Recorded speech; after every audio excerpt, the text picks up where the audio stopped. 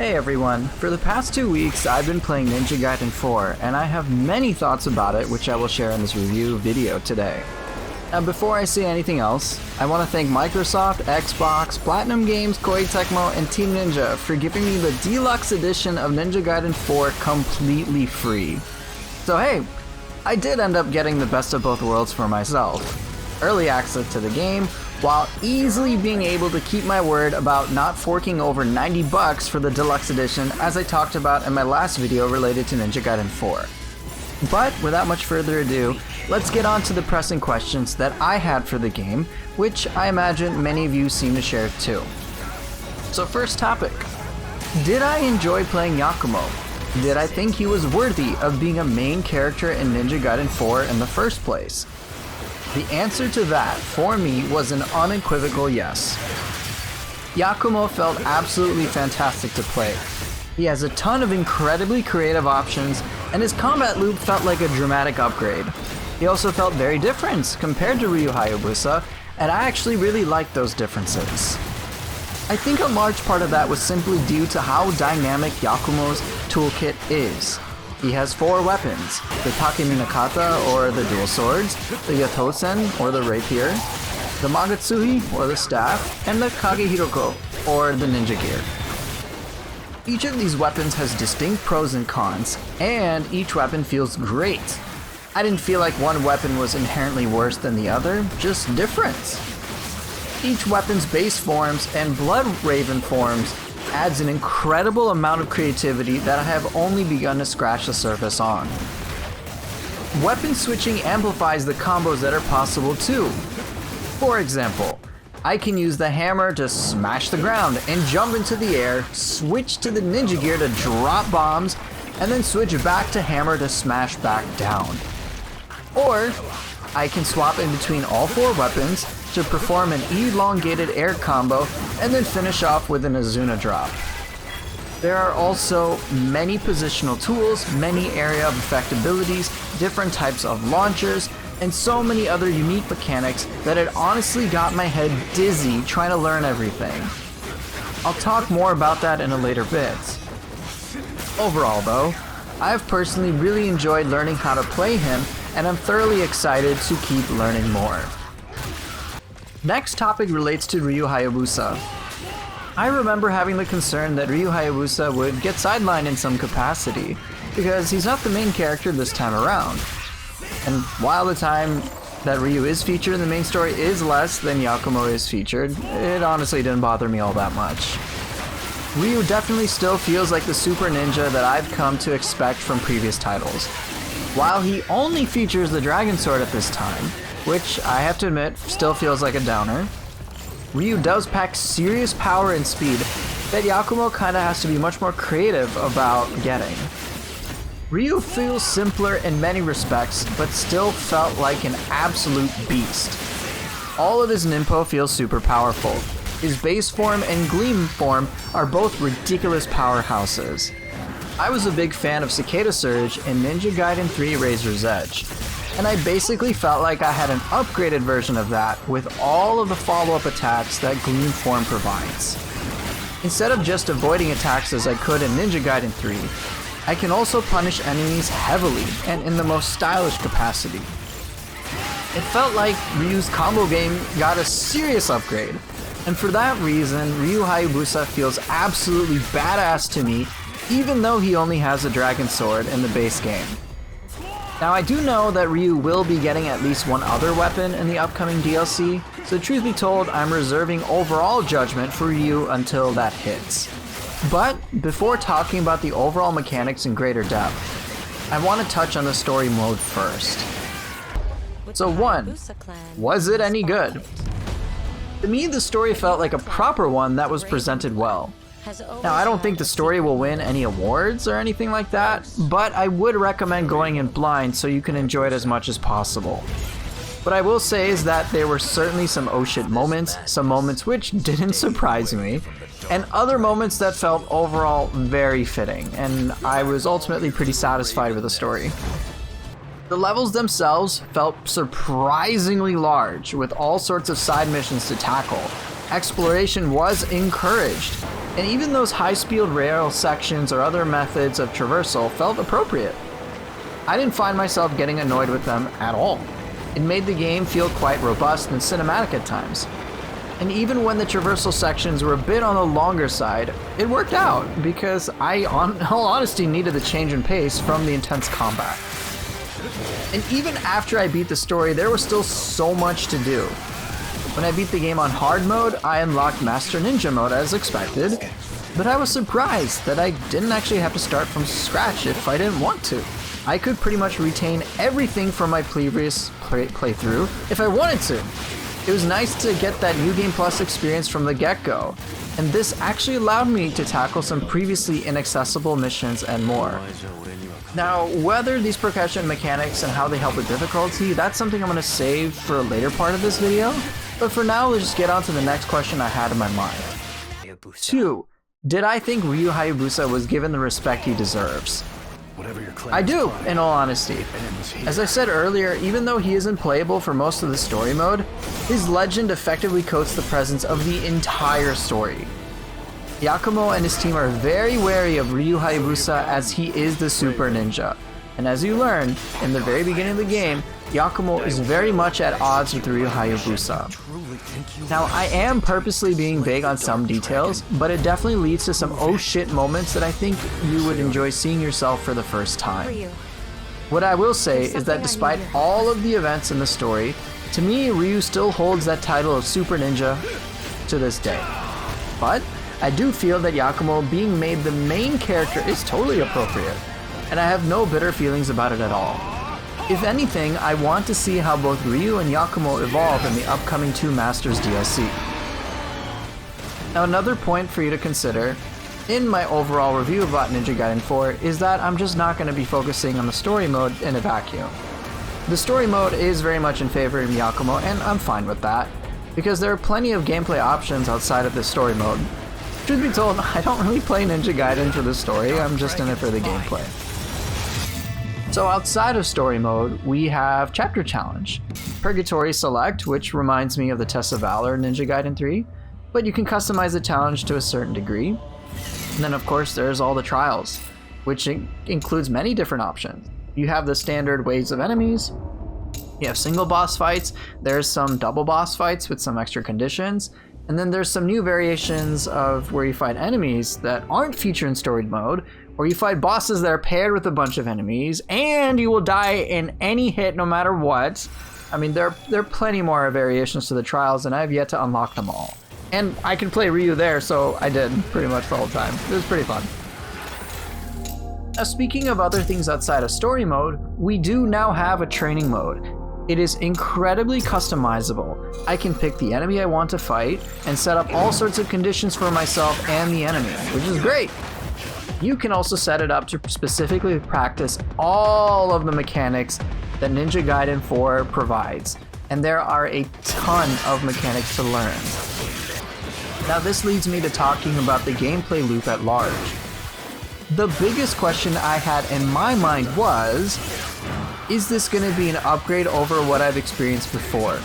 And other questions included, was I going to feel like I was dying to random bullshit from enemies? Were enemies just going to be big old damage sponges that I had to fight like maybe just 2 or 3 at a time? Was I going to be encouraged to cheese the games with things like UT spam or parry spam or whatever? And was playing stylishly going to be done without purpose? Now the awesome answer to all of that has been that no, there was nothing garbage about it for me. Now I did die a ton in my time playing Ninja Gaiden 4, but each time I died I came to realize it's because I sucked. I needed to get good. I needed to learn how to play the game better. Even the insta-kill mechanic does not make the game easy. It helps, no doubt, but getting the respective Bloodbind or Key Gauge full takes a lot of work. It has to be earned, especially on Master Ninja difficulty. As does basically everything in this game. When I won a battle, it's because I earned it. When I lost a battle, it's because my skills were not good enough to be worthy of being called a Master Ninja. Plain and simple. So back to the gameplay mechanics. There are a lot of new mechanics to get accustomed to. Now because this is a review video, I won't go massively in depth with each mechanic, because I could, truth be told, spend an hour talking about all of them, and it still wouldn't be enough. I would have to showcase so much about it. But so here's what I will say. There are a ton of new mechanics to manage while you manage your resources as you are trying to time everything against many enemies at once. It got my brain dizzy, and it's a lot to master, but I love it. And even the legacy mechanics from previous games get an upgrade too. Flying Swallow can be chained up to 3 times. I'm still discovering new things to this day involving shuriken cancels and whatnot. And recently by chance, instead of doing an Azuna drop as a combo finisher, I happened to follow up with a Flying Swallow barrage. Point being, my creativity was encouraged, and I was 100% encouraged to get good. If anything, the game mechanics have felt like a massive expansion over previous games' mechanics. Each mechanic has its purpose, each stylish move has a purpose, and I realized that I need to get good at all of it in order to call myself a master ninja, and I've got a long way to go in that department. And getting good at the game also, truth be told, involves the feeling of having earned the right to say that. Which brings me to the next topic, involving the enemies and the difficulty surrounding the game at large. When it comes to the bosses, there were about a dozen unique ones in the story, and I would say they are all upgrades compared to what I'm used to from previous games. Some bosses are naturally huge standouts compared to others, and other ones are a bit more forgettable, but I honestly expected that. Now, I don't want to spoil the experience for you, so I'll put it this way. If the T-Rex boss from Ninja Gaiden 3 Razor's Edge was given the Ninja Gaiden 4 treatment, then he would be a solid fight. That is how much I appreciate the mechanics behind every boss in Ninja Gaiden 4. There was always something I could learn, something I could master, that made each fight even more enjoyable to replay. It wasn't like I was fighting Kana from Ninja Gaiden 3, where I felt encouraged to exploit certain mechanics, and it wasn't like I had to wait my turn and stun check with bosses like Elizabeth from Ninja Gaiden 2. Every time I died to a boss, it was because I lacked something, whether it was not understanding boss behavior, or I just didn't know how to use my combat options effectively. Each boss fight was a learning experience that rewarded me for playing with purpose and with intensity. In fact, playing passively was a quick route to getting my ass handed to me. Enemies do not let up. So in short, the best defense was simply having the best offense. In fact, the more that I mastered the game, the more enjoyable the game became too for me. And that even extends to the basic enemies as well. As with the bosses, enemies have enhanced behavior and require me to use my brain. I remember reading some frustration that enemies have armor and can block attacks even mid-air. I'm here to tell you it gets even deeper than that. Some enemies will counter unchecked aggression. If you're not paying attention, they will fight back. Some would counter my guillotine throws with near instant power attacks, and many more things it's quite an exhaustive list. At first, I was confused on how was I going to be able to deal with that, until I realized that the game very much has already equipped me to deal with it in the first place. So for example, if enemies like to block spam in midair, well then I just break their armor with a Blood Raven form attack or guillotine throw them and revisit them a bit later.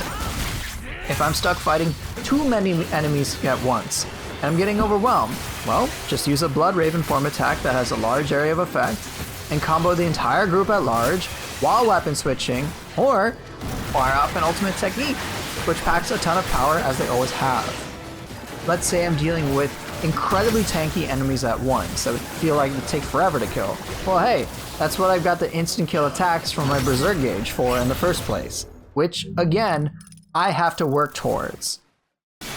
There are many creative possibilities that I discovered would help me overcome the challenges that I would normally find incredibly aggravating in past games.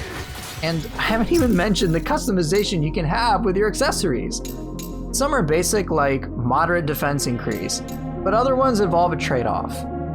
But all of these possibilities and options still require me to get good no matter what. There's just no way around it, and truth be told, I love me a good challenge. Especially on Master Ninja. Enemies feel smart, they feel tough, they come in packs, but ultimately these fights feel fair. That didn't necessarily make it easier for me, but it made every victory feel that much more earned. And I absolutely love that sense of learning more about the game to make Ninja Gaiden 4 feel even more fun.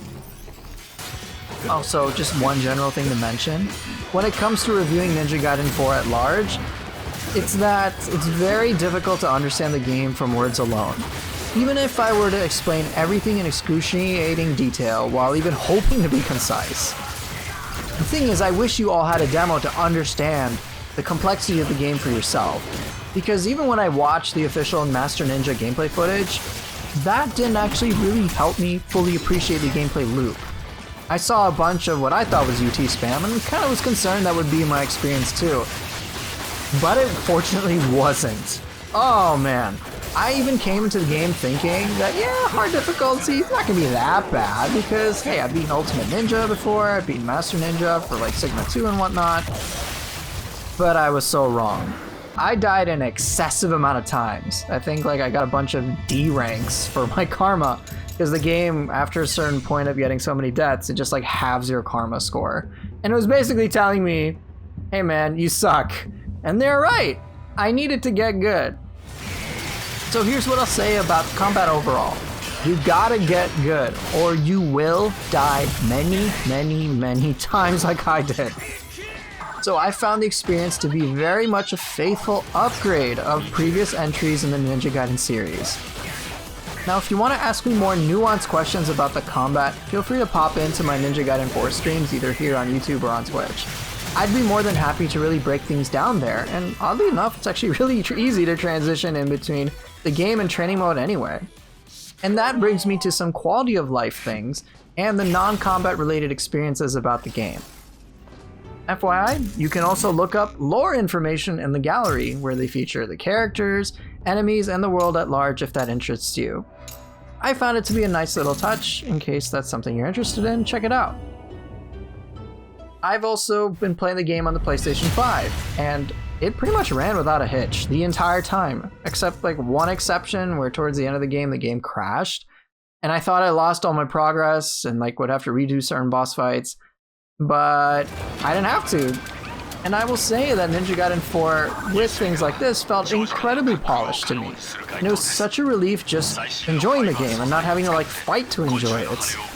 The sound design was very pleasing, the soundtracks felt dynamic in boss fights and in typical battles, and some of them were quite memorable. I'm again being overall very vague because I think the blind experience with the original soundtracks will make certain boss fights feel that much more epic to you. Same with the levels. It wasn't just box arenas all the time. There was more than enough variance in the levels for me to forget about the concern altogether. The game looks very polished overall, down to the user interface. In fact, there are so many amazing details that I recognize as top-notch quality. It really goes down to the subtle, and it's done very well in my opinion.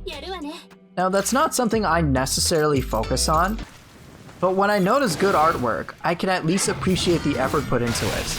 This game looks really nice. I love the atmosphere with it. Down to the cutscenes, the direction with that is pretty awesome. There's a lot of details that make it feel like AAA quality cinematic special. It is great. Heck, even the camera in this game feels solid too.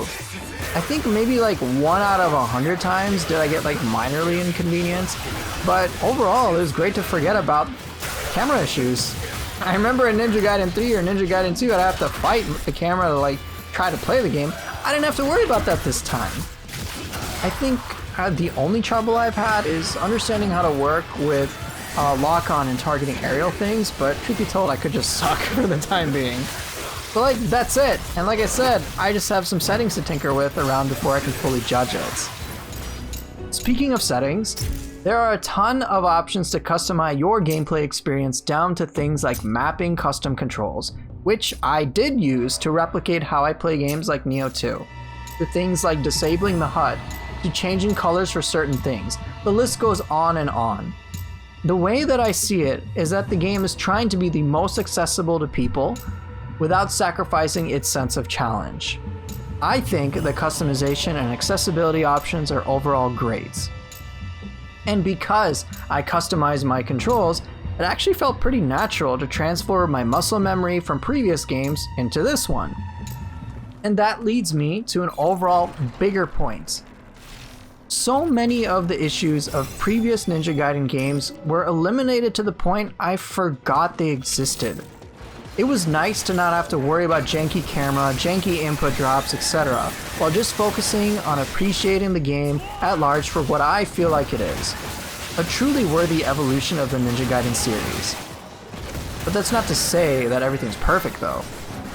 Given that I received the Deluxe edition for free, I still had this question on my mind about whether spending $90 would be worthwhile.